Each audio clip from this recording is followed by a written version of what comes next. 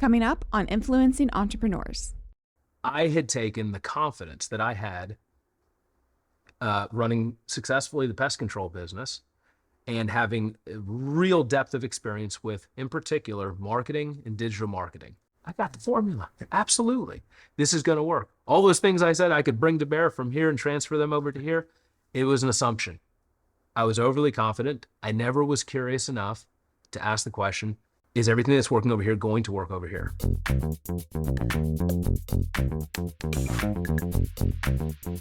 This season of Influencing Entrepreneurs is brought to you by the Entrepreneurs Organization of Charlotte and Spherical Media. After years of teaching entrepreneurship and consulting business owners, I realized that true knowledge comes from the wins and losses of those entrepreneurs. These are the stories of those business leaders. I'm Casimir Ward, and this is Influencing Entrepreneurs. So you get into pest control, you get into tree service. Those are up and running and working fine, but what about the ones that don't work? Do you have any of those stories? Yeah. It's a lot easier to talk about success than failure, depending on who you're speaking with. But this is a comfortable environment. So very recently, in fact, just about 3 months ago, myself and partners that were involved in the business, we sold. That would ordinarily be cause for celebration. And in fact, it is a celebration. I think we timed it as well as we could have. But the reason it wasn't a success, we had to sell at a loss. So everybody, took a loss on the arrangement. We all shared that pain. And the reason for that was, what do they say? They say, ever try, ever fail. Yeah. No matter, try again, fail better. And I wish I could take a lot more away from that failure than I do. And I'm still actually processing it. But I'll tell you the circumstance. Yeah. So I had been involved with the deal as a partner for about 2 years. Can I ask what type of space this? Absolutely. So leasing tour buses to rock bands and music acts. I mean, right. What more exciting business? Absolutely. And at the time, it was an absolute rocket ship. When I got involved, it was an old friend from business school who was scaling the business, had some ideas about, how to scale it and a few different models. And, I know the audience here likes to hear about the, entrepreneurial story, the big things and sometimes the details too. So I'll share a few details. Yeah. If it's helpful. The proposal was, you need to scale the business, you need more tour buses. Tour buses are very expensive. Right. The model was, well, let's go out and let's basically have investors buy individual buses, and then we'll pay them a royalty on that, sort of like a real estate investment. And almost like trucking or even a cab medallion. Right, exactly. And we'll manage it that way. And I said, that's a great way to capitalize this business. Sure. But we're leaving a lot on the table too. So, we're committing to basically pay an outsized return to the folks that own those buses. At the time, capital was widely available, and a tour bus is a perfectly leverageable asset. Why don't we just buy them? How many buses are you in at this point? I suppose we had 11. We were up to 11 buses. Now, these Prevost entertainer coaches, we were buying them used and retrofitting them, rebuilding the engines. But if you were to buy them new, these are $1 million a piece. So up to 11, selling off assets as we had to, furloughing employees as we had to, negotiating with creditors as we had to. And we were able to survive that first wave of COVID and then started rebooking.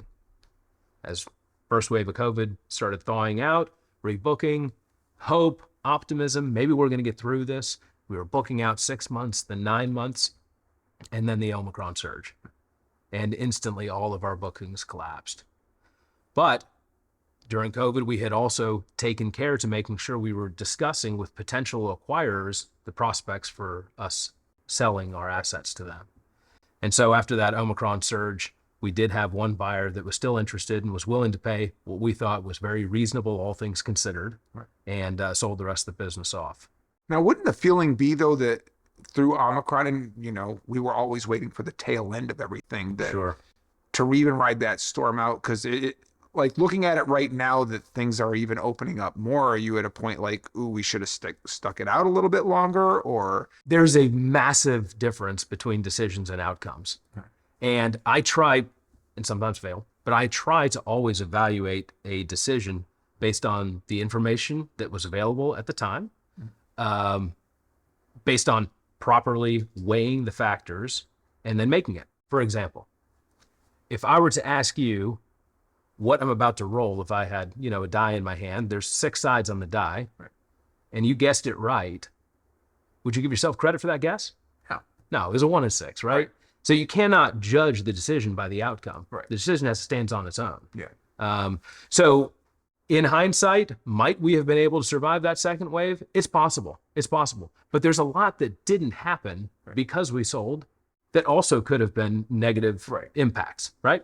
So no, based on the information available at the time, I believe we collectively agreed to this, that we were making the right call, getting out at the right time, not falling for, some kind of, sunk cost fallacy, or, certainly not being blinded by,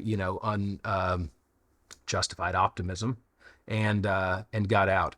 To your point, looking back and seeing, no, I mean, the touring industry is still not even close to being what it was. So you get into pest control, you get into tree services, you get into managing tour buses or leasing them out, and you find a passion for each one of those as you go along after you've identified the opportunity.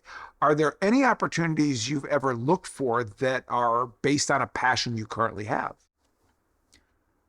Cass, I'm going to disappoint you. I think no. I think there's not. And give me an opportunity to explain myself. You're right. I have found passion in all of those aspects that we discussed where I have had or currently have business interests. Because, frankly, I think I'm a seeker. I think I enjoy pursuing passions. And I think I become passionate about the things that I pursue. And, I have a curious mind. So I had absolutely, for example, go to the bus company. I had absolutely no need to learn anything about the touring industry. My involvement with that company was, largely sort of board decision, strategic financing related. But I just couldn't help it. With my curious mind, I sort of, pursued it and learned more about it.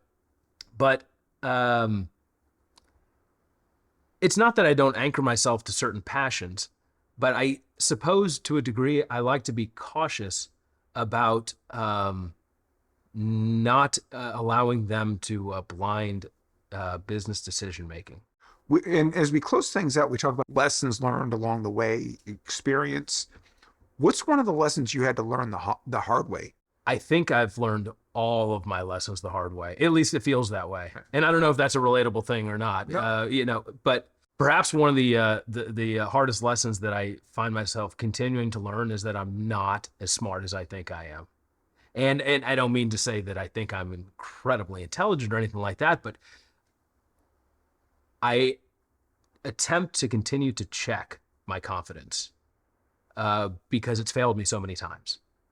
And it is easy to mistake confidence for, aptitude, or, it's easy to become blinded, by confidence and not see risk factors. But specifically, what's a lesson that I've had to learn the hard way? I'm trying to find an example for you. The tree company right now. Let's talk about that for a minute. So I had taken the confidence that I had running successfully the pest control business and having a real depth of experience with, in particular, marketing and digital marketing, the customer acquisition process, building a lead funnel, what that costs, how it works. I just had total confidence that everything I knew about that and had honed over the years would. You found a secret formula. I got the formula. Absolutely. This is going to work. All those things I said I could bring to bear from here and transfer them over to here, it was an assumption. I was overly confident. I never was curious enough to ask the question, is everything that's working over here going to work over here? I'm stepping into a new industry. Is this how it works? I just assumed. Yeah. And it's taken months, and it's burned tens of thousands of dollars to learn that actually the customer acquisition process from a digital marketing standpoint for a tree company could not be more different from a pest control company. And so the hard way. Tens of thousands of dollars. Tens of thousands of dollars. That's the hard way. But you know what? That's tuition. And if anybody ever comes along wanting to start a tree company, I'm going to tell them, check your digital marketing. Let me share some information with you. And it's probably what I should have asked somebody who knew what they were talking about before just going and spending. So in essence, that's your scholarship fund of you paying the tuition forward for people starting their own business. Can't think of a better way to end this. Chris, thank you so much for being a part of this. Absolutely. I enjoyed it. Influencing Entrepreneurs is brought to you by the Entrepreneurs Organization of Charlotte and Spherical Media. Thanks for watching. Be sure to subscribe to our YouTube channel at youtube.com/Nexagy Education or visit casmorward.com to catch up on previous episodes.